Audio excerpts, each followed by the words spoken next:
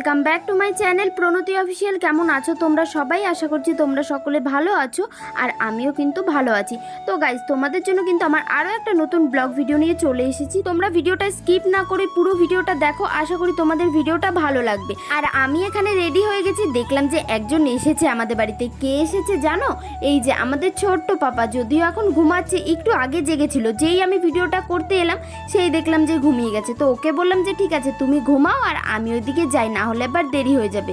তারপরেই কিন্তু দেরি না করে আমি বেরিয়ে পড়েছি। আর দেখো আজকেও কিন্তু আকাশের অবস্থা খুব একটা ভালো না, মনে হচ্ছে যে বৃষ্টি আসবে। আর ওই দিকটা দেখছি যে না, তাও মোটামুটি পরিষ্কার আছে।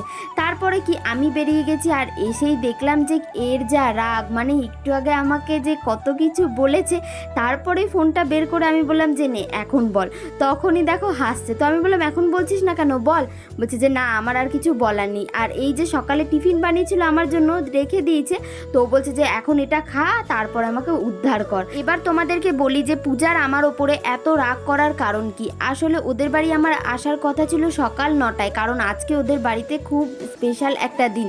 তার কারণে আমাকে বলেছিল যে তুই একটু সকাল সকাল আসবি। ওকে আমি বলেছিলাম যে হ্যাঁ হ্যাঁ তোকে ফোন করতে হবে না, আমি সকাল সকাল চলে আসবো, 9টা নাগাদ চলে আসবো। তো ও বললো যে ঠিক আছে। আর সকালের এত কিছু টিফিন করেছে আর আমি এসেছিলাম 12:30 নাগাদ। তো তার জন্যই কিন্তু পূজা আমার ওপর এত রাগ করেছে। আসলে আমি বাড়িতে বসে বসে ভাবছিলাম যে পূজা আমাকে ফোন করুক তারপরে যাবো, আর পূজা এখানে বসে বসে ভাবছে যে ওকে আমি ফোন করবো না, দেখবো যে ও কটায় আসে। এর জন্যই কিন্তু পূজা আমার ওপর রেগে গেছে। এখানে দেখো আমি পূজাকে বললাম যে আলুটা দে, আমি ভেজে দিচ্ছি। এখানে দেখো প্রথমেই কিন্তু আমি পুড়িয়ে দিয়েছি, মানে আমি বুঝতে পারিনি যে গ্যাসটা বাড়ানো ছিল, আমি ভেবেছি যে কমানো আছে। তারপরে আমি ভিডিও করার মিডিলে তাকিয়ে দেখছি যে যা, আমি তো পুরো পুড়িয়েই দিয়েছি। যাই হোক, তারপরে পূজা বললো যে নে তোর দ্বারাই কিছু হবে না, আমি ভেজে দিচ্ছি। আর এখানে দেখো কত সুন্দরভাবে পূজার সব কিছু সাজিয়েছে, রেডি করেছে, আবার রান্না করেছে। মানে আমি যখন এসেছি তখন দেখলাম যে ওর অর্ধেক রান্না প্রায় হয়েই গেছে। এসে দেখলাম যে টুকটাক আলু ভাজা এইসব বাকি আছে। তো ওকে তাই জন্য বলেছিলাম যে আলুটা আমি ভেজে দিচ্ছি। তো ভাজতে গিয়ে কী অবস্থা হলো সেটা তো তোমরা দেখলেই। তারপরে এই যে চলে এসেছে আমাদের বার্থডে বয়, মানে যার জন্য এত কিছু আয়োজন করা হয়েছে। আর এখানে না দেখছিল যে কোনটা থেকে শুরু করবে, কি বলছে একবার শোনো তোমরা। এই পুরোটা এখন আমি খাবো, মনে হচ্ছে জায়গা হবে না, তাও চেষ্টা করছি। এটাকে ডাল দিয়ে দেবো, তো একটা কিছু খাবো। তো পাঁচটা আগে খাও মন্দিরের পায়েস। এই যে এটা হচ্ছে পায়েস, আমি পায়েস দিয়ে শুরু করলাম। Happy birthday to me. তো তোমরা তো শুনতেই পেলে বার্থডে বয় কি বললো। আসলে বার্থডে বয় খাওয়ার পরে আমরাও কিন্তু খেতে বসে পড়েছিলাম। তো খাবার দাবার খেয়ে এই যে এখন আমি রেডি হয়ে গেছি। আর কেন রেডি হয়েছি দাঁড়াও দাঁড়াও বলছি তোমাদেরকে। এখানে সোনু পাপা দেখো খুব জেদ করছে যে ও টাটা যাবে, আর ওকে আমি বলছি যে না তোমাকে টাটা নিয়ে যাব না। তারপর আবার আমি বললাম যে তুমি যাবে, সত্যি কথা বলছো তুমি যাবে তো? আবার এখানে বলছে হ্যাঁ হ্যাঁ। দেখো তারপরে ওকে আমি বলছিলাম যে আচ্ছা তোমাকে টাটা নিয়ে যাওয়া হবে, তুমি আগে আমি যা যা বলছি সেগুলো করো। তো ওকে আমি বলছিলাম যে একবার হ্যাঁ বলে দাও। তো হ্যাঁ, ও দেখো এখানে হাসছে, মানে লজ্জা পেয়ে গেছে। ওকে আমি বলছি যখন যে তুমি এটা বলো, আবার ওকে আমি বলছিলাম যে একবার টাটা করে দাও। তো জানো তো ক্যামেরার সামনে কিছুই করতে চায় না। আর এখানে না একটু লজ্জা পেয়ে গেছে। আমি বললাম তুমি টাটা করবে না? ও বলছে যে না টাটা করবো না। তারপর ওইদিকে সোনুকে নিয়ে ঘুরতে চলে গেছে আর আমি এদিকে উঠে যাচ্ছি ছাদে, কারণ আমি এখন ছাদে রিলস বানাতে এসেছি। যারা যারা এখন আমার ইনস্টাগ্রাম ফলো করেনি ঝটপট যাও গিয়ে ফলো করে দাও। আর এখানের ওয়েদারটা দেখো, দেখে মনে হচ্ছে এখনই বৃষ্টি চলে আসবে। তো আমি বললাম যে বৃষ্টি এখন আসিস না, আর একটু পরে বৃষ্টিটা আয়। আর এত সুন্দর হাওয়া দিচ্ছিল দেখো, মানে ঠান্ডা ঠান্ডা একটা হাওয়া দিচ্ছিল, যেটা ছাদে খুবই ভালো লাগছিল। তো আমি বললাম যে এত সুন্দর হাওয়া দিচ্ছে, আমি যদি আগে জানতাম তাহলে কিছুক্ষণ আগেই আসতাম। আর এখানে কি হয়েছে দেখো, আমি যেই ভিডিও শুরু করতে যাব সেই বৃষ্টি চলে এসেছে, মানে আমি তার সাথে সাথে আবার নিচে চলে এসেছি। তো বললাম যে আজকে মনে হয় আমার কপালটাই খারাপ, তার জন্য কিন্তু আমি একটাও রিলস বানাতে পারিনি। তারপর এখানে আমি হেঁটে হেঁটে ঘরের দিকে এলাম, এসে দেখলাম যে ঘরে কেউই নেই। তো আমি বললাম যে সবাই কোথায় গেল রে বাবা। তারপরে দেখলাম যে সবাই বেলকানিতে দাঁড়িয়ে বৃষ্টির মজা নিচ্ছে, আমিও কিন্তু চলে গেলাম। যাই হোক, এরপরে কিন্তু বৃষ্টি কমে গেছে, মানে অনেকক্ষণ প্রায় 1 ঘন্টা বৃষ্টি হওয়ার পর বৃষ্টি কমে গেছে আর অন্ধকারও হয়ে গেছে, মানে সন্ধ্যা হয়ে গেছে। আর এদিকে কিন্তু আমরা দুজন বেরিয়ে পড়েছি, কিছু টুকটাক বাজার করার আছে। আমরা ভেবেছিলাম যে বিকেলবেলাতেই এই বাজারটা করে নেব, মানে দুপুরের খাবার দাবার খাওয়ার পর একটুখানি রেস্ট নিয়ে তারপরে যাব হচ্ছে বাজারে। কিন্তু কি আর করা যাবে, বৃষ্টির কারণে কিন্তু আমাদের বাজারে আসতে একটু লেট হয়ে গেছে, মানে দেখো অন্ধকার হয়ে গেছে, সন্ধ্যা অলরেডি হয়ে গেছে। তো আমরা বললাম যে চল এখন ঝটপট যাই, সাথে একেবারে কেকটা কিনে নিয়েও চলে আসবো, কারণ অলরেডি আমরা লেট করে এসেছি। ভেবেছিলাম বিকেলবেলাতে আমরা যত টুকটাক কেনাকাটি করার আছে সেগুলো কিনে নেব, মানে এই সবজি বাজারটা করে নেব, তারপরে রাতের দিকে আরেকবার এসে কেকটা নিয়ে যাব। কিন্তু কি আর করা যাবে, এখনই আমরা কেক নিয়ে সবজি বাজার করে তারপরে কিন্তু বাড়ি যাব।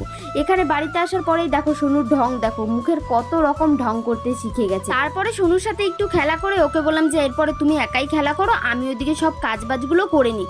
এই দেখো এখন কিন্তু আমি চলে এসেছি যত সবজি কিনে নিয়ে এসেছিলাম সেগুলো কাটার জন্য। আর আজকের কি মেনু হবে সেটা কিন্তু তোমরা কমেন্টে জানিও এই সব ভেজিটেবল কাটা দেখে।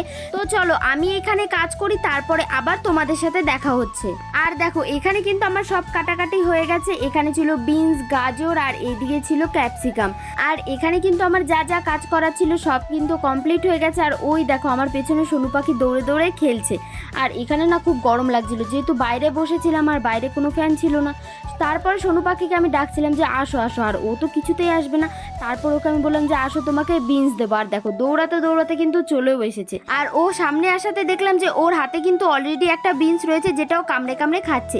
যাই হোক তারপরে কিন্তু এই যে আমরা চলে এসেছিলাম গিফট নেওয়ার জন্য, মানে আমি দুপুরবেলাতে এসেছিলাম কিন্তু একদমই সময় পাইনি যে কিছু নিতে যাব। তারপরে এই যে এখন বাজে প্রায় ওই 9টা, তো 9টা নাগাদ কিন্তু আমি চলে এসেছি। আর এখানে আমি বলছিলাম যে কি নেওয়া যায় কি নেওয়া যায়। যাই হোক তারপরে একটা পছন্দ করে নিলাম। আর এই যে এখন চলে এসেছি বিল করার জন্য। বিল করে নেওয়ার পর কিন্তু আমি আর দাদা মিলে এখন চলে যাচ্ছি পূজাদের বাড়িতে। আর পূজাদের বাড়ি থেকে কিন্তু 1 মিনিটও সময় লাগে না গাড়িতে, মানে পূজাদের বাড়ি একদমই পাশে। তো চলো বাড়ি গিয়ে আবার দেখা হচ্ছে তোমাদের সাথে। আসার পরে দেখলাম যে এখানে কিন্তু সবাই কাজে খুব ব্যস্ত। আর দেখলাম যে দিদিও কিন্তু চলে এসেছে। তো দেখলাম যে কি রান্না হচ্ছে। এখানে দিদি বিনস ভাজছিল আর পূজা নিচে কিছু কাটাকাটি করছিল। আর আমরা না বাড়িতে আসার পর দেখলাম যে মানে যতজনকে বলেছে সবাই চলে এসেছে, কিন্তু এখনও রান্না হয়নি। মানে যতজন বলতে সেরকম লোককে বলেনি, মানে ঘরোয়াভাবে সব কিছুই আয়োজন করা হয়েছে। তো এখানে লালি এসছে, লালিকে আমি বলছিলাম যে একটু হাই করে দে তুই। তো দেখো তোমাদের সবাইকে কিন্তু লালি এখন হাই করে দিচ্ছে। তো চলো রান্না হোক, তারপরে দেখা হচ্ছে। দেখো এখানে কিন্তু রান্না হয়ে গেছে। আর চিকেনটার কালারটা কতটা সুন্দর লাগছে না, দেখেই কিন্তু খেতে ইচ্ছা করছে। আর কার কার চিকেন খেতে ভালো লাগে আমাকে কিন্তু কমেন্টে জানাবে। আর এইদিকে কিন্তু পূজা এখন পাঁপড় ভেজে নিচ্ছিল। আর দেখো পূজার ঘেমে অবস্থা দেখো, এত কিছু রান্না করে ওর অবস্থা পুরো কিন্তু খারাপ হয়ে গেছে। তো ওকে আমি বললাম যে ছাড়, লাস্টে আর পাঁপড় ভাজতে হবে না। ও বলছে যে না না 2 মিনিট সময় লাগবে, থাক আমি ভেজেই দিচ্ছি। আসলে পূজা রান্না করতে খুব ভালোবাসে, মানে ভাবো সকাল থেকে 3বারেই রান্না করলো, আর দুপুরে তো অত রান্না ছিল। তো ও কিন্তু একটুকু হাঁপাচ্ছে না। আর আমার ওকে দেখে কষ্ট লাগছে, আমি বললাম থাক থাক আর কিছু করতে লাগবে না। আর এই যে এখন কিন্তু আমরা কেক নিয়ে চলে এসেছি। আসলে আমরা যখন বাজারে গিয়ে কেকটা কিনেছি তখন না সেই মুহূর্তে আর ভিডিও করিনি।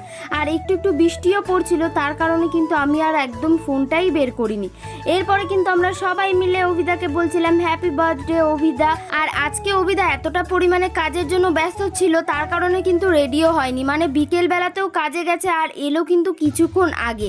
এই দেখো এখন কিন্তু কেক কাটা হয়ে গেছে। আর এখানে সবাইকে কেক খাইয়ে দিচ্ছিল, আর অভিদাকেও কিন্তু এখন কেক খাইয়ে দিচ্ছে। আর একটা জিনিস তোমরা কি নোটিস করেছো, দেখো এখানে সোনু পাখি কান্না করছে। তার কারণ কি বলো তো, ওকে কেক খাওয়ানোর পর সবাইকে কেক খাওয়াচ্ছে, তো ওটা ওর পছন্দ হচ্ছে না, তাই কিন্তু ও কান্নাকাটি করছে। যাই হোক এরপরে কিন্তু অভিদাকে আমিও কেক খাইয়ে দিলাম। আর এখানে একটা মিল্কি বার ছিল, যেটা আমি দিদিকে খাইয়ে দিচ্ছিলাম, কারণ দিদি মিল্কি বার খেতে খুব ভালোবাসে। এরপরে কিন্তু আমরা সবাই খেতে বসে পড়েছিলাম। আর দেখো এটাই ছিল মেনুতে, ফ্রাইড রাইস চিকেন, তোমরা হয়তো অনেকেই বুঝতে পেরেছো।